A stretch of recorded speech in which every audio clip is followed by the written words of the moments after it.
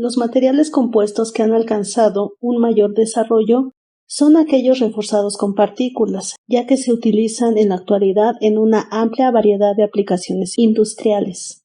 Si bien este tipo de compósito se centra a menudo en el empleo de matrices base aluminio, también son sistemas basados en aleaciones base titanio, hierro y magnesio. Dos de las principales partículas más comúnmente empleadas son, primeramente, el carburo de silicio y en segunda, la alúmina, aunque también existen algunos otros refuerzos como el diboruro de titanio, el carburo de boro, de titanio, de tungsteno, así como la sílice, el nitruro de boro y el óxido de circonio, que han sido investigados en la actualidad y también ya se encuentran en varias aplicaciones. El principal problema a resolver cuando se emplean partículas como material reforzante es que en algunos casos puede producirse una reacción química durante la síntesis del material compuesto. El carburo de silicio es particularmente problemático cuando se trabajan con materiales compósitos base aluminio y titanio. ¿Qué es lo que sucede? El carburo de silicio generalmente reacciona cuando entra en contacto con el aluminio líquido y también sucede lo mismo cuando entra en contacto con el titanio líquido. Sin embargo, en este último caso, la reacción continúa durante la consolidación en estado sólido. Las partículas de alúmina no presentan una reacción tan excesiva como la alcanzada con el carburo de silicio cuando se trata de aleaciones base aluminio, pero presenta una reacción bastante considerable cuando se trata de aleaciones base titanio. El magnesio y sus aleaciones, por su parte, presentan un comportamiento distinto al observado con base aluminio y titanio. Esto se debe a que el magnesio no se convierte tan fácilmente en un carburo estable. Sin embargo, el gran problema a controlar para estas matrices es la alta afinidad que tiene el magnesio por el oxígeno. La mayor estabilidad de la alúmina en relación al carburo de silicio observado cuando se trabaja en baños de aluminio se invierte cuando se trata de aleaciones base magnesio. En general, aunque vale la pena considerar el empleo de recubrimientos o algún otro tratamiento de tipo superficial, tanto en partículas como particularmente hablando en términos de los monofilamentos, muchas veces por consideraciones económicas y la practicidad no se lleva a cabo la aplicación de estos. Los refuerzos particulados, por su parte, muchas veces son introducidos sin ningún tipo de tratamiento previo, aunque es muy probable que en el momento de la incorporación se genere una capa superficial de óxido y se ha observado que presenta un efecto benéfico en cuanto al trabajo de adhesión. En general, los materiales compósitos reforzados con partículas se fabrican con mayor frecuencia si se comparan con otro tipo de refuerzos. Las principales técnicas son la incorporación de este refuerzo en el metal fundido o también mediante un mezclado y una consolidación cuando se trabajan con polvos. Algunas otras rutas incluyen la codepositación por aspersión. En todos los casos, los objetivos de control de calidad incluyen, primeramente, la eliminación de reacciones interfaciales excesivas durante el procesamiento y síntesis, particularmente cuando se trabajan rutas de síntesis en estado líquido. También se busca la prevención de defectos microestructurales como una deficiente interfase. En otras palabras, que el compósito presente un bajo trabajo de adhesión, es decir, una baja humectabilidad. También se busca disminuir algunos defectos que generan huecos, pueden ser poros, pueden ser rechupes o algún desprendimiento de refuerzos y finalmente evitar lo que es la aglomeración del refuerzo. En otras palabras, la segregación del refuerzo mismo. Por lo general, para aplicaciones estructurales, las partículas reforzantes se van a manejar en un intervalo de 10 a 20 micras de diámetro y constituyen aproximadamente entre el 10 al 30% en volumen del material compuesto. Aunque existen compósitos reforzados con niveles que se encuentran fuera de estos rangos y están disponibles comercialmente, Un ejemplo de esto son las aplicaciones de sustratos electrónicos, los cuales se emplean comúnmente conteniendo un nivel de reforzamiento de alrededor del 70% en volumen. La forma de una partícula se caracteriza por su relación de aspecto. En otras palabras, la relación entre su dimensión lineal más larga y la más corta. La mayoría de las partículas reforzantes cerámicas tienen una relación de aspecto baja con bordes afilados. Son fáciles de producir y por tanto comparativamente económicas para producir compósitos con propiedades aproximadamente isotrópicas. Los whiskers, las hojuelas y las plaquetas son partículas con relaciones de aspecto más largas. En la figura se muestra una partícula de carburo de silicio con una alta relación de aspecto. Aunque normalmente son más caras y más difíciles de trabajar que las partículas convencionales, las partículas con una alta relación de aspecto se utilizan cuando se desean propiedades anisotrópicas, concentrando los beneficios del refuerzo en una sola dirección. Por tanto, el tamaño de las plaquetas viene definido por el espesor y por el diámetro.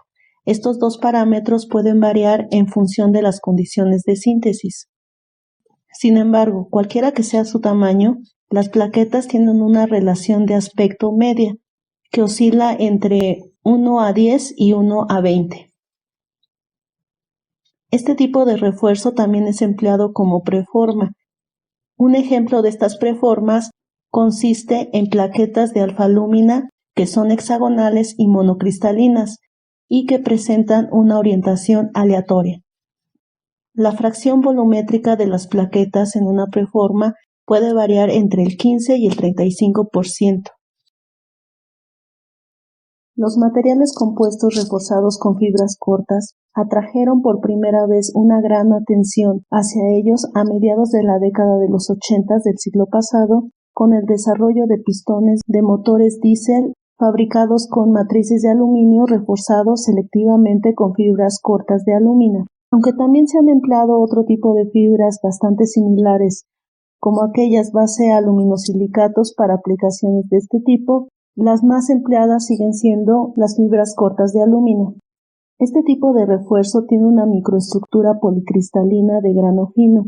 Los diámetros típicos que se manejan son de unas pocas micras y se producen inicialmente en longitudes de varios cientos de micras.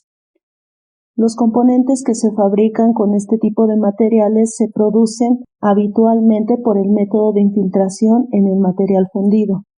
Las características interfaciales dependen en gran parte del grado de reacción durante la síntesis, que a su vez se ve afectado por la química superficial de las fibras. Por ejemplo, las fibras afil son fibras policristalinas de alta pureza que fueron diseñadas para emplearse en aplicaciones de hasta 1600 grados centígrados.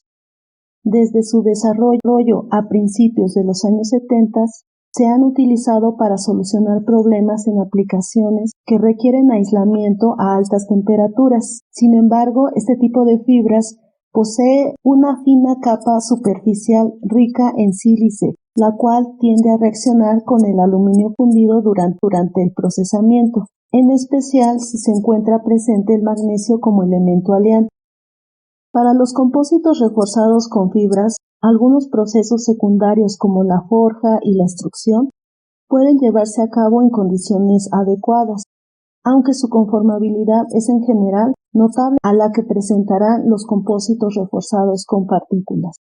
Por otro lado, presentan algunas ventajas en términos de propiedades, particularmente la resistencia a la afluencia y en menor grado la resistencia al desgaste. Esto en relación a los compósitos reforzados con partículas. La obtención de propiedades mecánicas superiores se da cuando la estructura de grano fino se reemplaza por la de un solo cristal. Los llamados whiskers o bigotes se obtienen de la producción de fibras finas y delgadas como monocristales. Despertaron un interés considerable ya en la década de los 60. Los whiskers suelen tener un diámetro inferior o igual a 1 micra, con proporciones de hasta varios cientos. Su resistencia a la tracción suele ser elevada y aunque originalmente eran costosos de obtener, se han desarrollado métodos relativamente baratos para la producción de whiskers de carburo de silicio. Aunque se han reportado excelentes propiedades para los compósitos reforzados con whiskers, el desarrollo e investigación en esta área disminuyó a principios de la década de los 90 y hasta la fecha ha habido poca exploración comercial.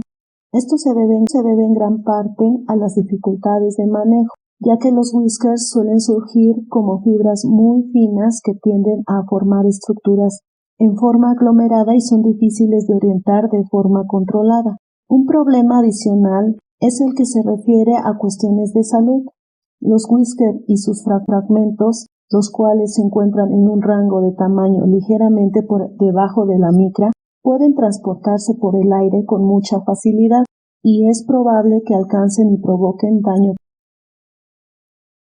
Hasta la fecha, se han investigado varios sistemas de materiales compuestos reforzados con fibras largas o fibras continuas, y algunos se han utilizado en determinadas aplicaciones. Sin embargo, como consecuencia de las dificultades en cuanto al procesamiento y a las limitaciones referentes a ductilidad y tenacidad, su uso en términos generales ha permanecido limitado. Dentro de las fibras largas o continuas podemos manejar dos grandes grupos, el referente a las fibras tipo multifilamento y aquellas que son monofilamentos. El término multifilamento se refiere a fibras de diámetro relativamente pequeño, de aproximadamente de 5 a 30 micras de diámetro, las cuales son lo suficientemente flexibles para manipularse como hebras o como cables. Este tipo de filamentos puede ser susceptible a tejerse, trenzarse, enrolarse, etc. Los materiales que se emplean para la generación de estos filamentos incluyen carbono, grafito, carburo de silicio y algunos óxidos. Existe una gran variedad de multifilamentos que son de uso común, pero la mayoría son incapaces de sobrevivir a las altas temperaturas involucradas en la producción de materiales compuestos de matriz metálica. Ejemplo de ello son las fibras poliméricas y orgánicas. Aunque no solamente están limitados por la cuestión anterior, sino que su interés es limitado para los materiales compuestos de matriz metálica debido a las bajas propiedades mecánicas, principalmente baja rigidez o resistencia a la fluencia, como es el caso de las fibras de vidrio. Los compósitos reforzados con multifilamentos se pueden producir principalmente por infiltración de la masa fundida. Algunos de los problemas que pueden surgir con este tipo de refuerzo es que las fibras alineadas unidireccionalmente pueden llegar a fallar si se aplican esfuerzos transversales al eje de la fibra. Las fibras de carbono no son populares como refuerzo en los materiales con matriz metálica, principalmente debido a las reacciones interfaciales y algunos efectos por corrosión. Los problemas en cuanto a reacción química son graves cuando se manejan aleaciones base aluminio, titanio y hierro. Para el caso específico del aluminio, el producto de reacción interfacial carburo de aluminio es higroscópico, por lo que el aluminio reforzado con este tipo de fibras tiende a sufrir una rápida corrosión en ambientes acuosos.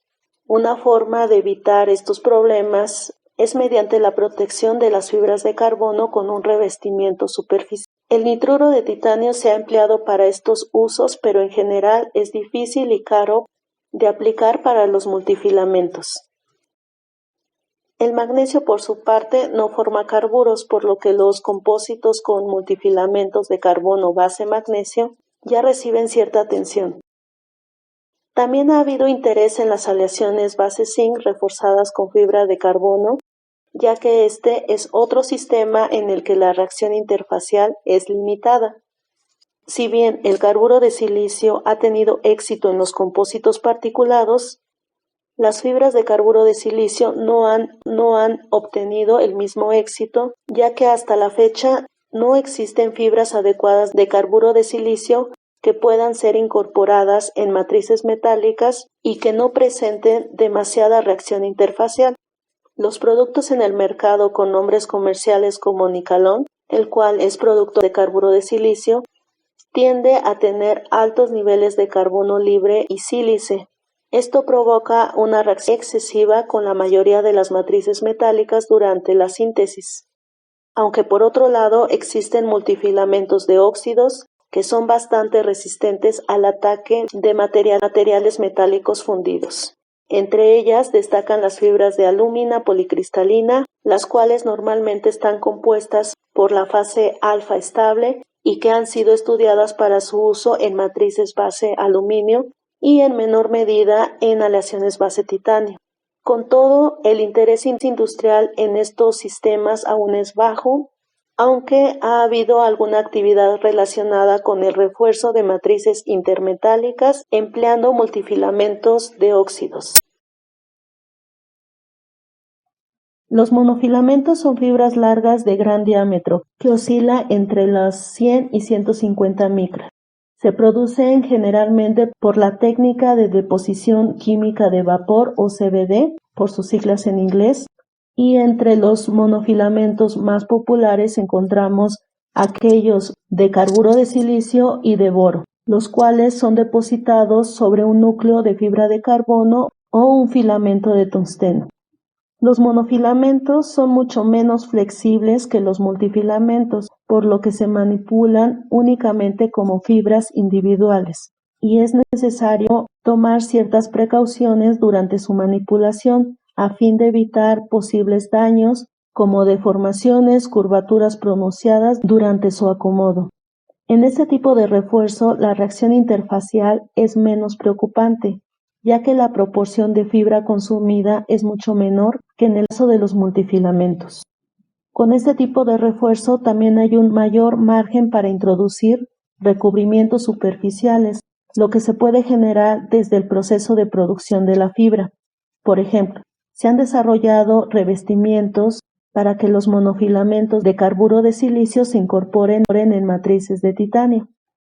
Los gruesos recubrimientos de grafito que se consumen progresivamente pero evitan que se formen defectos en la fibra misma han sido muy populares y también se han trabajado en varias capas dúplex. Por ejemplo, carbono, diboruro de titanio, itrio, óxido de itrio, las cuales están diseñadas para ralentizar las velocidades de reacción interfacial a niveles mucho más bajos. En los compósitos laminares, las capas de refuerzo se apilan en un patrón específico para obtener las propiedades requeridas en la pieza compuesta resultante. Estas capas se denominan capas o laminados, y estos laminados pueden estar compuestos de refuerzos en forma de fibras tejidas en 2D, en 3D o en forma unidireccional. Los laminados presentan varias capas, las cuales en general se fabrican juntando láminas. Algunos de estos laminados se han utilizado comercialmente durante ya algún tiempo, mientras que otros son candidatos potenciales para una variedad de aplicaciones debido a sus propiedades superiores como una alta resistencia térmica, resistencia a la fatiga, resistencia al desgaste y biocompatibilidad. Se pueden encontrar ejemplos de materiales estructurales laminados en la naturaleza y en objetos históricos hechos por el hombre. La estructura única de los laminados que se encuentra en la naturaleza ofrece propiedades funcionales deseadas. Entre los ejemplos típicos tenemos los huesos, los dientes, conchas, etc. Entre los ejemplos históricos cabe mencionar primeramente los laminados metálicos fabricados en acero que se han utilizado para fabricar espadas de samurái, o también tenemos al famoso pilar de hierro en Delhi, que consta de láminas de hierro forjado. Algunos otros ejemplos más actuales incluyen los laminados cobre-aluminio y cobre-acero inoxidable para su uso en utensilios de cocina. Investigadores han explorado compuestos de varias capas que consisten en laminados metal-metal y metal-cerámica. En la actualidad existen extensos trabajos en laminados de acero con un alto contenido de carbono y con composiciones muy similares a los antiguos aceros de Damasco. La estructura de los laminados a diferentes escalas de longitud resalta la microestructura de los compuestos multicapa. Un ejemplo son los compósitos laminados aluminio-carburo de silicio fabricados por pulverización catódica con magnetrones DC y RF. Entre los laminados cerámicos tenemos los condensadores cerámicos multicapa, los cuales se utilizan ampliamente en la industria electrónica y representan un sistema de laminado cerámico metálico muy importante y exitoso comercialmente hablando. El titanato de bario es un material ferroeléctrico con una constante dieléctrica alta. Los condensadores cerámicos multicapa son laminados hechos de capas alternas del dieléctrico, titanato de bario y electrodos internos de paladio, platino, plata o níquel. Los electrodos internos a la vez están expuestos en los lados opuestos del laminado. Estos condensadores, fabricados mediante electrodos de capas alternas y dieléctrico delgado, son pequeños, eficientes, fiables y rentables y se utilizan en prácticamente todos los circuitos electrónicos. Los CERMET comprenden un conjunto de partículas cerámicas unidas entre sí por una pequeña proporción de fase metálica y pueden considerarse un tipo especial de materiales compuestos de matriz metálica. Una clave del éxito de los CERMET en aplicaciones industriales es su facilidad de procesamiento. En general, se producen mezclando polvos cerámicos y metálicos, seguido de una fase de sinterización en fase líquida. Normalmente las partículas cerámicas tienen un diámetro que oscila entre 1 y 10 micras. La mezcla implica una operación de molienda que tiende a recubrir las partículas cerámicas con metal. A esto generalmente le sigue un prensado isostático en frío o un moldeo por inyección para dar la forma requerida, someter y mantener a una temperatura adecuada al vacío o con gas inerte o hidrógeno. Durante la sinterización en fase líquida se produce un reordenamiento de partículas impulsado por fuerzas de capilaridad. Estos pueden afectar la densificación dependiendo del grado de humectación. En algunos casos, especialmente para los CERMET a base de óxidos, a menudo es necesario imponer presión uniaxial o hidróstica para eliminar la porosidad.